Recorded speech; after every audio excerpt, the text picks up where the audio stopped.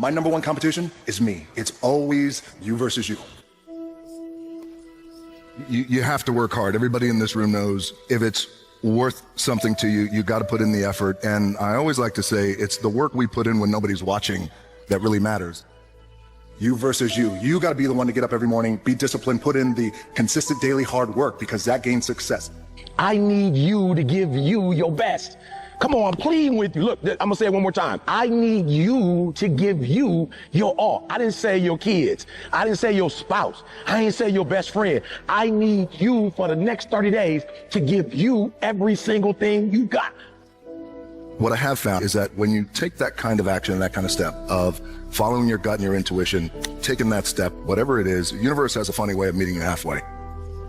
Just realize there's more and think more. Think for more. You don't have to be just this. Man, the work ethic, the drive, that hunger to compete, it never goes away. The person I compete with most is just me. It's you versus you. So do me a favor, do you want it or not? The truth is, you gotta find something within. You gotta find something within, and that's gotta push you, and that's gotta elevate you, and that's gotta drive you, and that's gotta move you.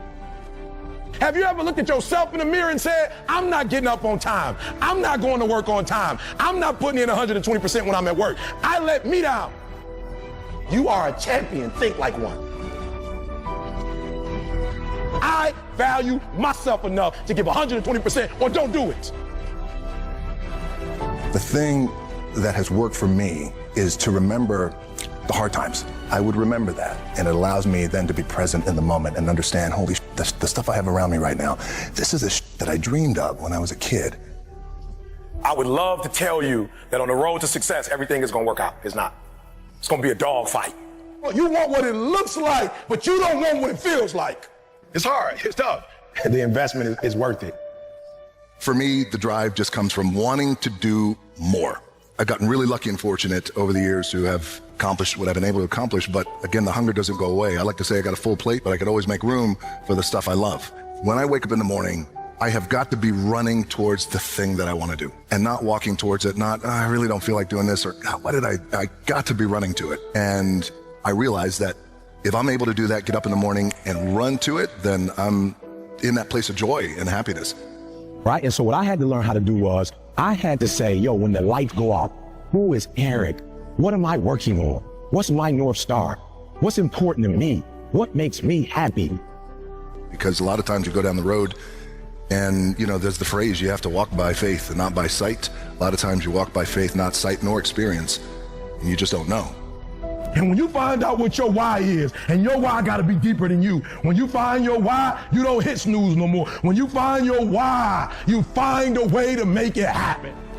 Along the road of life, we always have these moments that are seminal moments where somebody, sometimes it's a loved one like my old man, sometimes it's a friend, sometimes it's a boss, sometimes it's a stranger who says, you can't do it, you're not good enough, don't even try, pack your stuff and go home.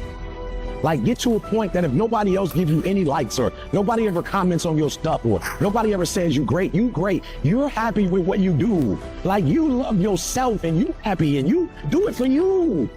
Do what you say you're going to do, and you make no excuses, and you don't let nothing get in your way. Please, you have to hear this. When I say I need you to be intentional and deliberate, hear me, I want to paint the picture. You have one team that has the ability to score. They have the ability to do well. They have the ability to score on the opponent. What their challenge is that they can't do it, they can't sustain it. You have one team that's good in spurts. You have another team that's dominant. The teams that are dominant because they can do it from beginning to end. Right? Listen to me. And they can do it team after team after team. Right? They can do it over and over and over. They dominate because they put pressure on you from the time you start to the very end. Like, oh, even when they're up, they continue to dominate. And your problem is you're not intentional and deliberate. You wake up on Monday and you might be strong, but by Wednesday, are you hearing what I'm telling you? You're not intentional and deliberate. You are hoping that the best is going to happen to you, and the best never happens to you. Like, and this is critical. What don't you have? Because all these things are going to stop you from getting to that next level. What don't you have in terms of getting to that next level? What don't you currently have? Because what you don't have, you need to start doing your homework so you can what? So you can go get that. You owe yourself. I didn't get here making excuses. It's your life. Only one person can stop you from making that become a reality, and that's you.